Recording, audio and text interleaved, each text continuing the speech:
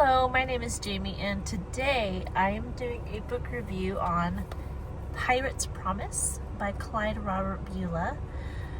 Clyde Robert Bulla is loved on this channel. He writes mainly for 3rd grade and up.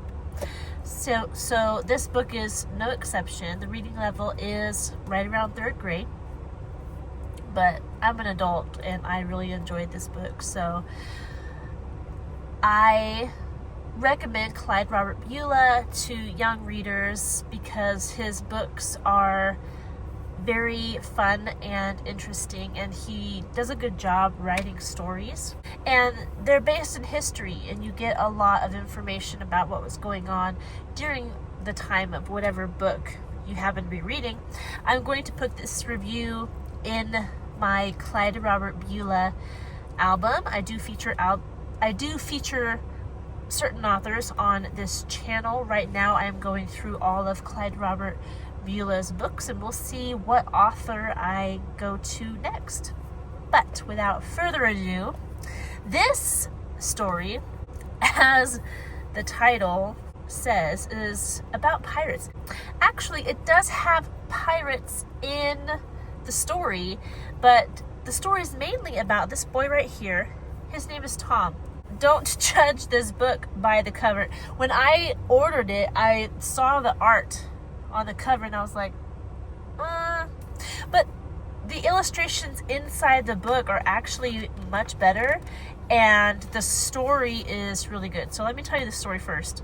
There is this boy Tom and his sister Dinah, and their parents have passed away, so they went to live with their aunt and her kids, her family.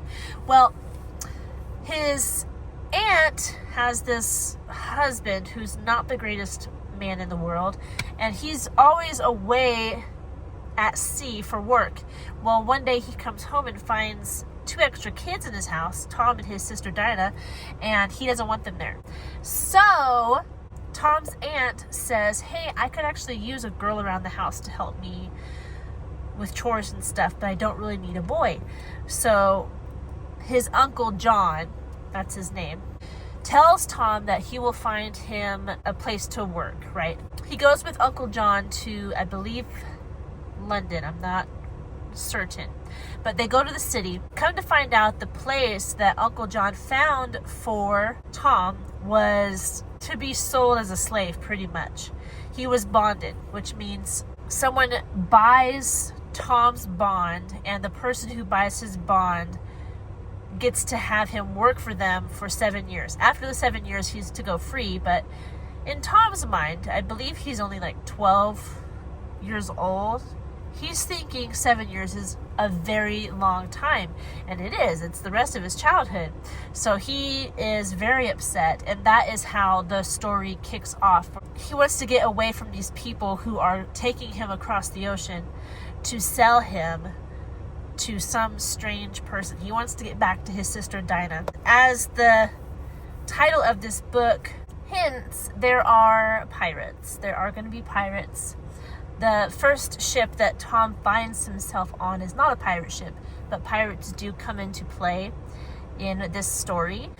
Morally, some of the lessons are, it warns against hot-headedness. Tom is a little hot-headed. There's a couple different instances where he kind of just speaks his mind to men, and they don't respond to it well.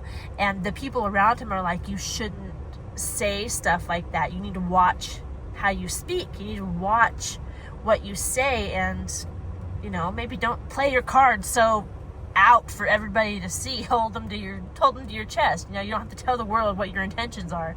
It's about redemption. There's a character who did not like what he did with his life. He tries to make up for that by helping Tom.